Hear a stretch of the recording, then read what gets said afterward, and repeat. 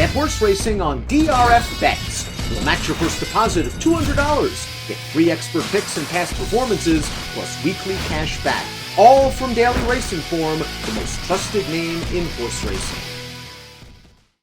Hi everybody, Mike Beer here with the second of two stakes races on the grass for juveniles at Gulfstream Park on Saturday. This one is the Wait a While. This one's for the 2-year-old fillies. It's going to go as race number 8 with a full field of 11 2-year-old fillies entering for this race. $75,000 is the purse. This is at 7.5 furlongs, which is 2 turns down at Gulfstream Park. And here's that field of 11. Morning line favorite is drawn to the far outside gate in here. Delight for Augustin Stables, Jonathan Thomas. She's 5-2 on the line. You might have to take a little bit shorter than that. We'll see how the betting all shakes out. This filly was last seen running in the Breeders' Cup Juvenile Fillies Turf at Keeneland back in early November.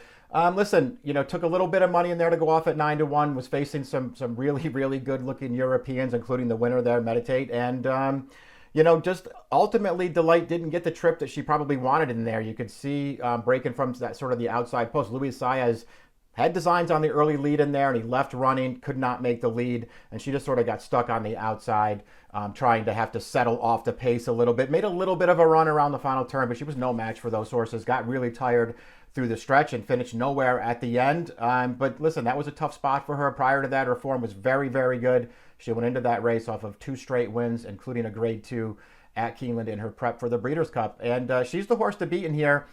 There are alternatives, however. I do think she's a good horse. There are, 2 or 3, maybe a couple more fillies in this race who appear to have not only some pedigree behind them, but a lot of potential. Horses who have run pretty good races and will obviously have to up their game a little bit if Delight shows up with her good race. But I don't think that's impossible, especially with the favorite drawn to the far outside post. We'll take a look at the Timeform US pace projector for this race right now, because we know that Delight is a horse who's going to have designs on being forward in this race. Whether they actually come out of there, really looking for the lead from post 11 remains to be seen, but certainly they are going to come out of there running and be forwardly placed with her. Timeform US does give this the red bar designation, which they think it's going to be a fast pace. One of the horses they have going forward is the number 1, Bel Pensiero, who, listen, very lightly raced, has never been on turf in her career, has 1 win so far. That came while contesting the pace, going 6 furlongs on dirt. She's got an awful lot to prove in this race and doesn't have a ton of pedigree for the grass. So we'll see if they, really decide to come out of there and try to use that rail draw to their advantage. I guess that's certainly possible. Timeform US also has the number 4, Personal Pursuit, going forward in this race. It'll be interesting to see if that happens, because this is a filly whose first 2 starts, which came sprinting on dirt, she was forward in those races, including the maiden win over a wet track at Aqueduct back in September. Did sort of engage in a duel in that race and wound up prevailing. Her most recent start, when they switched her to turf, didn't really get a chance to show that speed, because she was bumped a couple of times at the start and wound up last, and it just sort of took her out of her game. She actually didn't even run that poorly in that race. So we'll see. Chance that this pace is fast, but it certainly doesn't have to be. We'll see how all these riders decide to play it. I do think the favorite Delight, however, is going to go forward in here. Bel Pensiero, I don't want to spend too much more time on her. It'd be a pretty big upset if she won here. Again, she doesn't have a ton of pedigree to back her up, although Army Mule has gotten off to a good start with his first crop. She has speed, she has the rail. We'll see if she can improve. If she does, she's going to do it at a big price. The number 2 is Lady Azteca. This filly broke her maiden 2 starts back. The last time she was on turf, it was a maiden 40 at Colonial. She settled in a pretty good trip off the pace there and got the job done with a 55 buyer. Obviously, just has to improve by leaps and bounds here as they step her up into a second consecutive stakes race. They tried her in the Salima in her most recent start. That race got rained off the turf, and she, sort of picked up some pieces late there to be 3rd behind Born Dapper, who's also back in here.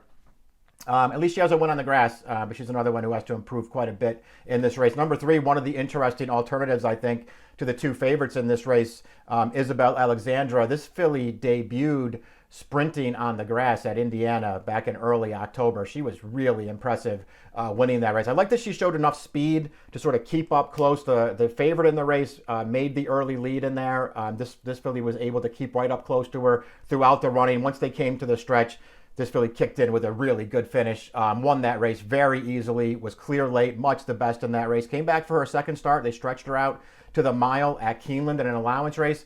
ran really well again, actually. Got into a really good spot early on in there, even though she had an outside post in there, was able to drop over on the first turn, saved a lot of ground, always traveled in there, but she was behind the winner every step of the way, who was right in front of her on the inside. And as they came to the stretch, Isabel Alexandra, her rider, tried to make a run up the inside. The winner had the same idea, beat her to the spot, and so Isabella Alexandra actually had to alter course in the stretch to get clear. And once she did, she kicked on pretty well there to prevail for a second. I thought that was a good performance. I do not think she's in over her head in this race. She's got a little pedigree behind her, too. There's plenty to like here. The bigger the price, the more interesting she is. Personal Pursuit is another horse who I think is a viable alternative to your favorite, or perhaps favorite. She could certainly be one of the horses taking money in here. I liked her 2 starts on dirt to start her career.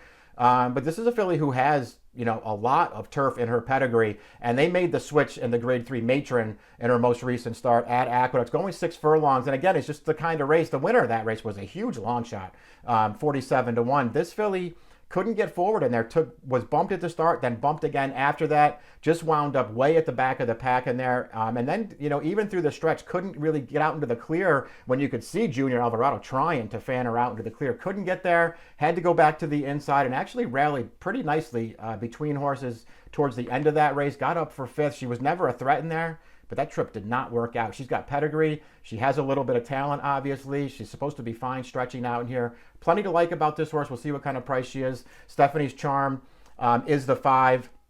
Made her turf debut in the Jessamine behind Delight. She was 40-1 that day from an outside post. Sort of stuck on the outside. Never really did that much. Her prior couple of races on the all-weather down here at Gulfstream Park, they were fine performances. A win and then a near miss in the Ardere Peg Stakes on that all-weather surface. She has tactical speed as well. I thought another one who had to improve to be effective against this kind of a field, but that's not out of the question. This horse would be a price. Vibella is the number 6, another horse who's 20-1 on the line. She's never been beyond 5.5 furlongs. All of her races to date, all 4 of them on the all-weather surface. Hit the board in all of them. Finally got the maiden win last time. Slow race, 47 buyer. She's been getting bet in her races, her last 2 anyway. She won't be getting bet in here if you like her. Number 7, Malimu. 1 start so far, early October over in Ireland at Dundalk on the all-weather surface there. Listen, you get a chance to watch the replay. You'll see a horse who got bet in that race and who actually did a lot of good things in there. It was a big field, 14-horse field. She spent a lot of time sort of over behind horses, worked her way out into the clear. Once that field straightened away for the stretch, worked her way into the clear, came with a really good finish and swept by him at the end, won it going away. We'll see. She's got a little turf pedigree as well to work with here. I think she was privately purchased after that, sent over to Jack Sisterson. This will be her 2nd start. If nothing else, she's a real wild card in here. She did run very well, breaking her maiden, I thought, in the only start so far. Born Dapper is the 8.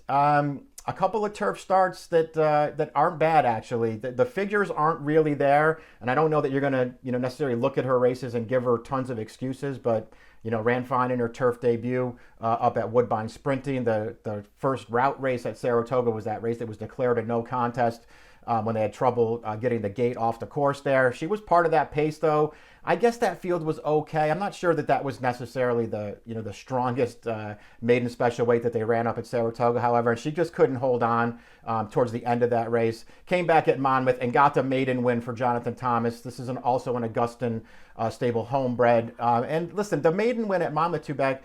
She ran fine in that race. I wasn't personally blown away by it. It didn't get a good figure. She got a really good trip in there. It kind of looked like, as she swept up on the leaders around the turn, like she was really going to put on a show through the stretch and win for fun. As it turns out, she had to work pretty hard in there to get the job done. A couple of the horses that finished behind her would eventually show up in New York and run pretty well in high-level maiden claiming races. I don't know. This horse did also win the Salima when they were rained off the turf. So, her form is okay. I do think she's going to have to run faster to beat this field.